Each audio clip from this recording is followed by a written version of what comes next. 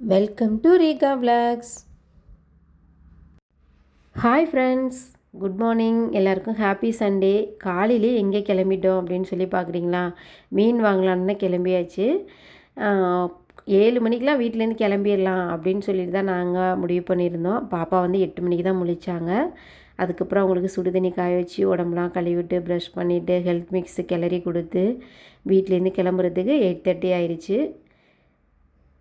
சரி ஓகே அப்படின்னு சொல்லிட்டு லேட் ஆயிடுச்சு. அதனால் கிளம்பியாச்சு, போயிட்டு வந்துடலாம் அப்படின்னு சொல்லிட்டு பார்த்தோம். வெயில் வந்து கொஞ்சம் அதிகமாகவே தான் இருக்கிற மாதிரி இருந்துச்சு.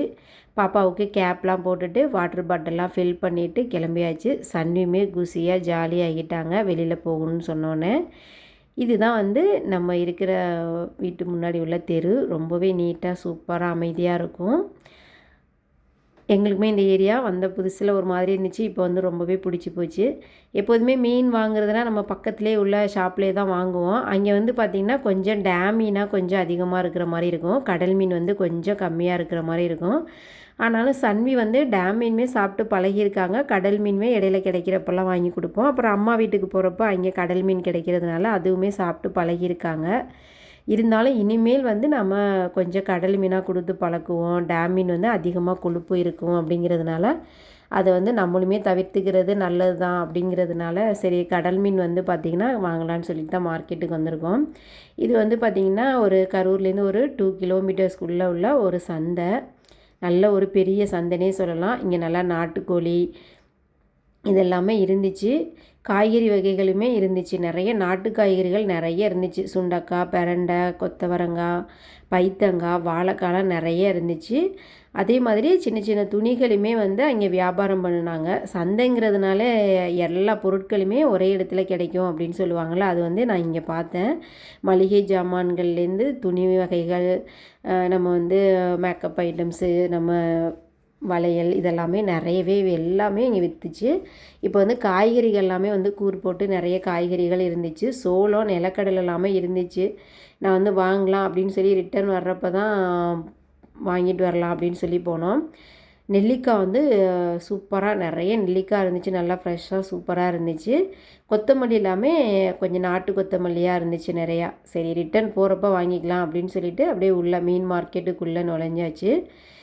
மீன் வாங்குறதுக்கு இன்றைக்கி காலையிலே வந்து பார்த்திங்கன்னா நாங்கள் ஒரு அமௌண்ட்டு பட்ஜெட்டாக ஃபிக்ஸ் பண்ணிவிட்டு வந்திருக்கோம். அதுக்குள்ளேயே வாங்க முடியுமா என்னன்னு சொல்லி பார்க்கலாம். இங்கேயுமே டேம் மீன்லாம் நிறைய இருந்துச்சு. அதே மாதிரி கடல் மீனுமே நிறைய இருந்துச்சு. எனக்கு வந்து கொஞ்சம் கடல் மீனோட பேர்லாம் கொஞ்சம் தெரியும். அப்படிங்கிறதுனால எனக்கு கொஞ்சம் வாங்க ஈஸியாக இருந்துச்சு. பாப்பாவுக்கு முள் அதிகம் இல்லாத மீனாக பார்த்து வாங்கலான்னு சொல்லி சீலா, கிழங்கா இந்த மாதிரி வாங்கலாம் அப்படின்னு சொல்லிட்டு தான் பார்த்தோம். அதெல்லாம் கொஞ்சம் ரேட் கொஞ்சம் அதிகமாக இருக்கிற மாதிரி இருந்துச்சு. அதனால் நான் வந்து கடல் பாறை சின்ன சின்னதாக இருந்துச்சு. ஆனாலும் ஓகே பரவாயில்ல, அதில் வந்து முள் வந்து அதிகமாக இருக்காது, சன்னி சாப்பிட ஈஸியாக இருக்குன்னு சொல்லிவிட்டு அதே வாங்கிட்டு வந்தாச்சு. காலையிலே வந்து மார்க்கெட்டுக்கு போகிறதுங்கிறதுனால தூங்கி எழுந்திரிச்சதோடு அப்படியே கிளம்பி அவசர அவசரமாக போனதுனால பெட்லாம் வந்து பெட்ஷீட்டு இதெல்லாமே எடுத்து வைக்கல, அப்படியே போட்டுட்டு கிளம்பியாச்சு. உள்ளே வந்து பெட்ரூமை வந்து பார்த்த உடனே பார்த்திங்கன்னா கசகசன்னு ஒரு மாதிரி இருக்கிற மாதிரி இருந்துச்சு. சரி இதெல்லாம் சரி பண்ணிவிட்டு அதுக்கப்புறம் என்ன வேலைனாலும் பார்க்கலாம் அப்படின்னு சொல்லிவிட்டு பெட்ஷீட்லாம் மடித்து வச்சுட்டு இருந்தேன். சன்மியும் வந்து கொஞ்சம் ஜம்ப் பண்ணி அவங்களும் ஜாலியாக விளையாடிட்டு இருந்தாங்க. ஹஸ்பண்டுக்கு வந்து பார்த்திங்கன்னா கொஞ்சம் டியூட்டி லேட் ஆகிடுச்சு. இன்றைக்கி வந்து 9:30க்கெலாம் ஷிஃப்ட்டுன்னு சொல்லியிருந்தாங்க. ஆனால் நாங்கள் வீட்டுக்கு வரவே 9:30 ஆயிடுச்சு. சரி 10 o'clock வந்துடுறேன் அப்படின்னு ஒரு 1/2 hour பர்மிஷன் சொல்லிவிட்டு அவங்களும் குளிக்கிறதுக்காக ரெடியாக எடுத்து போயிட்டாங்க. நான் வந்து அப்படியே பெட்லாம் சரி பண்ணி வச்சுட்டு கிச்சனுக்கு வந்துட்டு டிஃபனாக வந்து இன்றைக்கி ஈஸியாக டக்குன்னு வேலை முடிக்கிற மாதிரி ஆனியன் தோசை ரெடி பண்ணிடலாம் அப்படின்னு சொல்லிவிட்டு 2 பெரிய வெங்காயம் தோல்லாம் சீவிட்டு நைஸாக கட் பண்ணி எடுத்துக்கலான்னு சொல்லிட்டு பார்த்தேன். கொஞ்சமாக மாவு எடுத்துக்கிட்டேன். ஏற்கனவே மாவு அரைச்சி ஃப்ரிட்ஜில் ஸ்டோர் பண்ணி வச்சுருந்தேன். அதுவும் கொஞ்சம் முடிகிற ஸ்டேஜ் வந்துருச்சு. கல் சூடானதுக்கப்புறம் பார்த்திங்கன்னா 2 கரண்டி மாவு போட்டு கொஞ்சம் திக்காக வர்றது மாதிரி தோசை ஊற்றிக்கிட்டேன். எப்போதும் எனக்கு வந்து கொஞ்சம் திக்காக இருந்தால் பிடிக்கும் வெங்காய தோசை. கொஞ்சம் நைஸாக பரப்பிடாமல் அப்படியே திக்காக போட்டுக்கிட்டு அதுக்கப்புறம் வந்து 2 வெங்காயம் நைஸாக கட் பண்ணி வச்சுருந்தேன். அதில் வந்து அப்படியே மேலோடு அப்படியே தூவிக்கிட்டேன். நல்லா வந்து தனித்தனியாக வர்ற மாதிரி நல்லா வெங்காயத்தை நல்லா பெனஞ்சிட்டு அதுக்கப்புறம் வந்து நல்லா மேலோடு அப்படியே தூவிக்கிட்டேன். அவருமே வந்து ஒரு தோசையே போதும் அப்படின்னு சொல்லியிருந்தார். இதுதான் சாப்பிடுவேன் அப்படின்னு சொல்கிற ஒரு கேரக்டர் இல்லை, எது கொடுத்தாலும் சாப்பிட்ற ஒரு கேரக்டர் தான். எனக்கு இந்த டிஃபன் தான் வேணும் அப்படிங்கிறது சொல்ல மாட்டார். அவருக்கு வந்து உப்புமா ஐட்டம்ஸ் மட்டும் பிடிக்காது. ஆனாலும் இப்போ வந்து நான் சொல்லி சொல்லி கொஞ்சம் கொஞ்சம் எடுத்துக்குவார். வீட்டில் வந்து நெய் தீர்ந்து போச்சு, அதனால் வந்து நல்ல நெய்யே விட்டு தோசை விட்டு சுட்டுக்கலான்னு சொல்லிவிட்டு நல்லெண்ணெய் தான் சேர்த்துக்கிட்டேன். அது மேலே வந்து பார்த்திங்கன்னா கொஞ்சமாக உப்பும் வந்து பெப்பரும் சேர்த்துக்கிட்டேன் காரத்துக்கு. அவருக்கு வந்து பெப்பர் போட்டால் கொஞ்சம் பிடிக்கும் அப்படிங்கிறதுனால பெப்பர் கொஞ்சம் சேர்த்து மறுபடியும் தோசையை வந்து திருப்பி போட்டு சிம்மில் வச்சு ஒரு 10 நிமிஷம் அப்படியே விட்டுட்டேன். மூடி போட்டு நல்லாவே சிம்மில் வச்சுக்கணும். வெங்காயம் வந்து இந்த அளவு ப்ரௌன் ஆகிற வரைக்கும் வெங்காய தோசை போட்டோம் அப்படின்னா டேஸ்ட் ரொம்பவே சூப்பராக இருக்கும். சட்னி வந்து பார்த்திங்கன்னா காலைல எதுவும் ரெடி பண்ணல, நைட்டே வச்ச சட்னி தான். அதை அப்படியே சூடு பண்ணி சாப்பிட்டுட்டு கிளம்பிட்டார் அவரும் டியூட்டிக்கு. நானும் அப்படியே ஒரு தோசை போட்டு சன்பிக்கு வந்து நல்லெண்ணெய் விட்டு அவங்களுக்கும் ப்ளைன் தோசை, அவங்க சட்னி எதுவும் வேண்டான்னு சொல்லிட்டாங்க. ப்ளைன் தோசை பாப்பாவையும் சாப்பிட வச்சுக்கிட்டு நானும் அப்படியே சாப்பிட்டுட்டு கொஞ்சம் நேரம் டிவி பார்த்துட்டு இருந்தோம். சன்வி வந்து இப்போல்லாம் ஸ்கூல் போய் கொஞ்சம் சாப்பிட கற்றுக்கிட்டாங்க. டிவி பார்த்துக்கிட்டே கொஞ்சம் கொஞ்சம் அப்படியே சாப்பிட்றாங்க. ஆனாலும் ரைஸ் வந்து நம்ம தான் ஊட்டி விடுற மாதிரி தான் இருக்குது. அங்கே மார்க்கெட்லேயே வந்து சின்ன வெங்காயம் கொஞ்சம் நல்லா இருந்துச்சு, வீட்லேயும் கொஞ்சம் கம்மியாக இருந்ததுனால அது 1 கிலோ வாங்கிக்கிட்டு வந்தேன். நான்வெஜ் வந்து என்னெல்லாம் வாங்கியிருக்குன்னு சொல்லி வாங்க பார்க்கலாம். நான் வந்து பட்ஜெட் வந்து 250 அப்படின்னு சொல்லிட்டு போனேன் பார்த்தீங்களா. வந்தீங்கன்னா கடல் மீனுங்கன்னா அங்கே கொஞ்சம் சீப்பாக நல்லாவே இருந்துச்சு. பாறை மீன் வந்து 1 கிலோ வந்து 150 ரூபா அப்படின்னு சொல்லியிருந்தாங்க. அதனால் 1 கிலோ வாங்கிக்கிட்டு மற்ற சங்கரா இதெல்லாம் கொஞ்சம் ரேட் அதிகமாக இருக்கிற மாதிரி இருந்துச்சு. அதுக்கப்புறம் வந்து இறால் வந்து ஒரு 1/4 கிலோ வாங்கிக்கிட்டோம். நல்லா பெரிய இறாலாகவே பார்க்குறதுக்கு நல்லாவே ஃப்ரெஷ்ஷாக சூப்பராக இருந்துச்சு. சன்வி வந்து இறால் வந்து அங்கே அம்மா வீட்டில் ஒரு டைம் சாப்பிட்ருக்காங்க. சரி திரும்ப அவங்களுக்கு கொஞ்சம் கொடுக்கலாமே அப்படின்னு சொல்லிட்டு அது ஒரு 1/4 கிலோ 70 ரூபான்னு சொல்லி வாங்கினேன். இது வந்து பாறை மீன், இதுலேயும் முள் வந்து கொஞ்சம் கம்மியாக இருக்குங்கிறதுனால வாங்கிக்கிட்டேன். 250 நம்ம வந்து பட்ஜெட் போட்டு போயிருந்தோம். 70 ரூபா. இது வந்து மீன் வந்து ஒரு 150 ரூபா. 220 ரூபா மட்டும் செலவு பண்ணிவிட்டு 30 ரூபா வந்து நான் சேவ் பண்ணியிருக்கேன். இது மாதிரி வந்து ஒரு சில வாரங்களில் நான்வெஜ் வாங்குறப்ப நீங்கள் வந்து ஒரு அமௌண்ட்டு ஃபிக்ஸ் பண்ணிக்கோங்க. அந்த அமௌண்ட்லேருந்து ஏதோ ஒரு சின்னதாக ஒரு சேவிங்ஸ் பண்ணுற மாதிரி நம்ம ஒரு நான்வெஜ்ஜோ ஏதோ ஒன்று வாங்கிக்கிட்டோன்னா அதுலேயும் நமக்கு ஒரு சேமிப்பு பழக்கம் வரும்.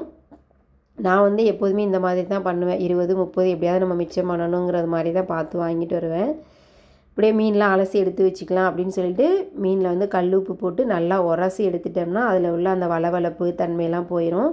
மீன் ரொம்பவே ஃப்ரெஷ்ஷாக அழுக்கெலாம் போய் ரொம்பவே நீட்டாயிரும். அந்த செதில் வால்லாம் மட்டுமே கட் பண்ணாமல் வச்சுருந்தாங்க. சரி அதை மட்டும் நம்ம கட் பண்ணி க்ளீன் பண்ணிக்கிற மாதிரி இருந்துச்சு. நல்லா உப்பு போட்டு அலசிட்டு அதையுமே கட் பண்ணி க்ளீனாக எடுத்து வச்சுக்கிட்டேன். எறா வந்து எப்படி க்ளீன் பண்ணுறதுன்னு பார்த்திங்கன்னா அந்த தோல் அந்த ஓடெல்லாம் நல்லா உரித்து எடுத்துடணும். அந்த தலைப்பகுதியை நல்லா கிள்ளி எடுத்துட்டு அது முதுகு பகுதியில் வந்து இது மாதிரி ஒரு கோடு போட்டுட்டு எடுத்துட்டோம்னா அதோட குடல் பகுதியெலாம் வந்துடும். அதோடு வச்சு சமைச்சிடாதீங்க, அப்படியே மண் நரன்னு இருக்கும், சாப்பிட்றதுக்கு அவ்வளோக்கா நல்லா இருக்காது. எப்போதுமே மீன் குழம்பு வந்து நம்ம வந்து கொஞ்சம் அரைச்சி ஊற்றி தான் வைப்பேன். அதனால் வந்து ஒரு கொஞ்சமாக சின்ன வெங்காயம் உரித்து அதில் ஒரு 2 தக்காளி விட்டு வாணலில் எண்ணெய் விட்டு நல்லா சூடானதுக்கப்புறம் இது 2யுமே நல்லா வதக்கி எடுத்துக்கலாம். அதுக்கிடையிலே வந்து பார்த்திங்கன்னா புளி வந்து கொஞ்சம் ஊற வச்சுருந்தேன். காரத்துக்கு வந்து கொஞ்சமாக மிளகாத்தூள் சேர்த்துக்கிட்டேன். ஏன்னா சன்விக்கு எல்லாருக்குமே சேமாக ஒரே குழம்பு தான், அதனால் காரம் மட்டும் நான் கொஞ்சம் கம்மியாக வச்சுக்கிட்டேன். மல்லித்தூள் வந்து இது அம்மா சொன்ன ப்ரிப்பரேஷனில் அரைச்ச மல்லித்தூள் தான். அதுவும் வந்து நம்ம குழம்புக்கு திக்னஸ்க்கு எவ்வளோ தேவையோ அது சேர்த்துக்கிட்டேன். புளி வந்து ஆல்ரெடி ஊற வச்சதை வந்து கரைச்சி அதிலே அப்படி நம்ம வந்து சேர்த்துக்கலாம். சேர்த்து உப்பும் சேர்த்துட்டு அதுக்கப்புறம் வந்து நம்ம குழம்பு வைக்கிறதுக்கு ஸ்டார்ட் பண்ணலாம். பாத்திரம் வந்து அடுப்பில் வச்சுட்டு சூடானதுக்கப்புறம் எண்ணெய் விட்டு வெந்தயம் தான் சேர்த்துக்கணும் மீன் குழம்புக்கு. கருவேப்பிலை போட்டுட்டு நம்ம வந்து கரைச்சி வச்சு அந்த மசாலா புளி மல்லித்தூள் மிளகாத்தூள்லாம் போட்டு கரைச்சோம்ல அந்த மசாலாவே விட்டுட்டு அந்த வெங்காயம் தக்காளி நல்லா சூடு ஆறுனதுக்கப்புறம் மிக்சியில் அரைச்சி எடுத்துட்டு அதில் வந்து அளவாக குழம்புக்கு விட்டுட்டு நான் வந்து இறாலுக்கும் கொஞ்சம் எடுத்து வச்சுக்கிட்டேன். தண்ணி விட்டு நல்லா குழம்பு வந்து நல்லா கொதித்ததுக்கப்புறம் நாம் எடுத்து வச்சுருக்கிற மீனை வந்து சேர்த்து நல்லா வேக வச்சு எடுத்துட்டோன்னா சூப்பரான மீன் குழம்பு ரெடி. எறா தொக்கு பண்ணுறதுக்கு வானல் வச்சுட்டு எண்ணெய் விட்டு பட்டை சோம்புலாம் கொஞ்சம் சேர்த்துக்கிட்டு கருவேப்பிலை சேர்த்துட்டு எறாவை போட்டு மஞ்சத்தூள் சேர்த்து உப்பு சேர்த்து நல்லா வதக்கிட்டு கொஞ்சம் வதங்கினதுக்கப்புறம் இஞ்சி பூண்டு பேஸ்ட்டு மல்லித்தூள் மிளகாத்தூள் சேர்த்து கொஞ்சமாக சிக்கன் மசாலா லைட்டாக சேர்த்துக்கிட்டேன். ஏன்னா சன்விக்கு ரொம்ப காரம் அடிச்சிடும் அப்படிங்கிறதுனால லைட்டாக போட்டுக்கிட்டேன். எப்போதுமே நம்ம இந்த பேக்கெட் மசாலா அதிகம் யூஸ் பண்ணுறதில்ல, ரேரு தான். ஏதோ ஒரு டிஷ்க்கு மட்டும்தான் நம்ம சேர்த்துக்குவோம் சமையலுக்கு. நம்ம அரைச்சி வச்ச வெங்காயம், தக்காளி அந்த பேஸ்ட்டுமே இதில் கொஞ்சம் நான் சேர்த்துக்கிட்டேன். ஏன்னா சின்ன வெங்காயம் வந்து சன்வி வந்து ஒரு சில டைம் சாப்பிட மாட்டாங்க.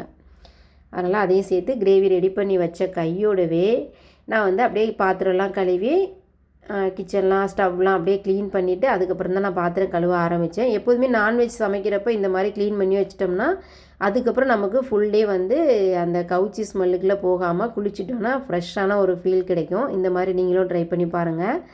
கிச்சன்லாம் க்ளீன் பண்ணி முடிச்சுட்டு சாப்பாடெலாம் எடுத்து ரெடியாக வச்சுட்டு நானும் அப்படியே குளிச்சுட்டு வந்துட்டேன். குளிச்சுட்டு ஃபேஸ்க்கு பவுட்ரு போட்டு சின்னதாக நம்ம சாந்து போட்டு தான் நம்ம அதிகம், அதனால் சாந்து போட்டு வச்சுட்டு சன்விக்கும் சுடுதண்ணிலாம் எல்லாம் ரெடியாக வச்சுருந்தேன். அப்படியே பாப்பாவையும் அப்படியே குளிக்க வச்சேன். கொஞ்சம் எனர்ஜி டவுன் ஆன மாதிரி இருந்துச்சு. சன்வி அழகான ஒரு முத்தம் கொடுத்தாங்க. அப்படியே சன்வியை ரெடி பண்ணி முடித்தேன். அவரும் லஞ்சுக்கு வந்துட்டார். பாப்பாவுக்கு அழகாக ட்ரெஸ் பண்ணி விட்டுட்டு எல்லாருமே சாப்பிட உட்காந்தாச்சு. சன்வி வந்து ஃபோன் இருந்தால் தான் சாப்பிடுவேன் அப்படின்னு சொன்னாங்க. அவங்களுக்கு ஃபோன் போட்டு சாப்பாடெலாம் பிசைஞ்சு வச்சுட்டு பாப்பாவுக்கும் அப்படியே ஸ்பூன் போட்டு ஊட்டிக்கிட்டு நாங்களும் அப்படியே சாப்பிட்டு முடிச்சிட்டோம். சாப்பிட்டு முடிச்சுட்டு கொஞ்ச நேரம் ரெஸ்ட் எடுத்துகிட்டு ஈவினிங் வந்து பார்த்திங்கன்னா சன்விக்கு வந்து ஒரு சில பர்த்டேக்கு ஷாப்பிங் பண்ணலாம் அப்படின்னு சொல்லிட்டு கிளம்பியாச்சு. ட்ரெஸ்லாம் வந்து பார்த்திங்கன்னா நாங்கள் ஃப்ளிப்கார்ட்லேயே தான் அக்கா ஒன்று ஆர்டர் பண்ணியிருந்தாங்க, நாங்களும் வாங்கியிருந்தோம். அதனால் சும்மா வளையல் பவு இந்த மாதிரி வாங்கிட்டு வரலாம் அப்படின்னு சொல்லிட்டு ஷாப்பிங் தான் கிளம்பிட்டோம். ஹஸ்பண்டுக்கு வந்து அன்றைக்கி ஃபுல் டே டியூட்டி தான். ஆனால் அவர் லஞ்சு முடிச்சுட்டு அந்த போகிற கேப்பில் போய் வாங்கிட்டு வந்துடலாம் அப்படின்னு சொல்லிட்டு தான் போயிருந்தோம். பாப்பாவுக்கு வந்து என்ன வாங்கினோம், வளையல் வாங்கினோம், பவ் வாங்கினோம். அதுக்கப்புறம் வந்து பார்த்திங்கன்னா ஒரு ஸ்டிக்கர் ஒன்று வாங்கினோம். இது மட்டும் வாங்கிக்கிட்டு அப்படியே வீட்டுக்கு வந்தாச்சு. வீட்டுக்கு எங்களை கொண்டு வந்து விட்டதோடு அவரும் அப்படியே டியூட்டிக்கு போயிட்டார். கொஞ்ச நேரம் நானும் பாப்பாவும் விளையாட வச்சுட்டு ஒரு டீ போட்டு குடிக்கலாம் அப்படின்னு சொல்லிட்டு கிச்சனுக்கு வந்தாச்சு. நான் டீ போட்டுட்ருக்க கேப்லேயே பாப்பா வந்து சேர் போட்டு டேப்பு திறந்து விட்டு பலூனில் தண்ணி பிடிச்சி அவங்களும் விளையாடிட்டு இருந்தாங்க. டீ ரெடி ஆயிடுச்சு. டீ ரெடியான கையோடு அப்படியே டிவி ஆன் பண்ணிவிட்டு அப்படியே இன்றைக்கி சண்டேங்கிறதுனால படம் பார்க்கலான்னு சொல்லிட்டு உட்காந்தாச்சு. இதே ஞாயிற்றுக்கிழமை இதே டிவியில் படம் பார்க்குறதுக்காக நான் என்னோடய அக்காலாம் ஒரு 1/2 கிலோமீட்டர் அளவு நடந்து போகணும். ட்ரெயின் ரோடு, மெயின் ரோடு எல்லாத்தையுமே தாண்டி வேகமாக போவோம் படம் பார்க்குறதுக்கு. ஏன்னா எங்கள் வீட்டில் கரண்ட்டும் இருந்ததில்லை, டிவியும் இருந்ததில்லை. போய் படம் பார்த்துட்டு அவ்வளோ இருட்டுலேயும் நாங்கள் 3 பேரும் திரும்ப வீடு வந்துடுவோம். அவ்வளோ பாதுகாப்பாக இருந்துச்சு அந்த காலம். அதே பாதுகாப்பு நம்மளோட குழந்தைகளுக்கு இப்போ இருக்குதா அப்படின்னு பார்த்தீங்கன்னா கொஞ்சம் குறைவாக தான் இருக்குது. பாதுகாப்பான ஒரு சமுதாயத்தை நம்ம எல்லாருமே சேர்ந்து உருவாக்கணும் அப்படின்னு நான் நினைக்கிறேன். நம்ம பிள்ளைகளை டாக்டர் ஆக்கணும், இன்ஜினியர் ஆக்கணும், ஒரு பெரிய வக்கீலாக்கணும் அப்படின்லாம் வந்து பெரிய கனவுகளோடு இருக்கும். அந்த கனவுகளுக்கு முன்னாடி இந்த சமுதாயத்துக்கு நல்ல மனிதத்துவம் உள்ள ஒரு குழந்தைகளாக வளர்க்கணும் அப்படின்னு தான் நான் நினைக்கிறேன். அதுக்கப்புறம் பார்த்திங்கன்னா அப்போ வந்து டிவி கரண்ட்டே இல்லாத எங்களோட வாழ்க்கை. இப்போ இவ்வளோ பெரிய டிவியில் ஃபேனுக்கு அடியில் ஒரு டம்ளர் டீயோட இந்த வாழ்க்கை எனக்கு கிடைச்சிருக்குது. இந்த வாழ்க்கையை கொடுத்த என்னோடய கடவுளுக்கும் என்னோடய ஃபேமிலிக்கும் நான் ரொம்பவே நன்றி சொல்லிக்கிறேன். சின்ன சின்ன விஷயங்களுக்கு நாங்கள் வந்து நன்றி சொல்லி பாருங்களேன். நம்ம பேரண்ட்ஸுக்கு, நம்ம கடவுளுக்கு, நம்மளோட வாழ்க்கையில் சின்ன சின்ன கஷ்டங்கள் வர்றப்போ நம்மளை சப்போர்ட் பண்ணுற யாரோ ஒருத்தவங்களுக்கு நன்றி சொல்லி பாருங்களேன். நமக்குள்ளே அவ்வளோ ஒழுக்கமும் நேர்மையும் வளர்ந்துக்கிட்டே இருக்கும். நம்மளோட வாழ்க்கையை அழகாக்குனவங்களுக்காக நாம் ஒரு நன்றிக்கனோட இருக்கணும். எந்த ஒரு தவறான செயலையும் செய்யக்கூடாது அப்படின்னு நம்ம மனசு சொல்லிகிட்டே இருக்கும். நீங்களும் இந்த மாதிரி நன்றி உணர்வோடவே இருந்து பாருங்களேன். உங்களோட வாழ்க்கை ரொம்பவே அழகாக இருக்கும். என்னோடய பிளாக் வீடியோஸ்லாம் உங்களுக்கு பிடிச்சிருந்ததுன்னா மறக்காமல் என்னோடய சேனலை சப்ஸ்கிரைப் பண்ணி சப்போர்ட் பண்ணுங்கள். வீடியோ பிடிச்சிருந்தா லைக் பண்ணுங்கள். மீண்டும் அடுத்த வீடியோவில் சந்திப்போம். நன்றி, வணக்கம்.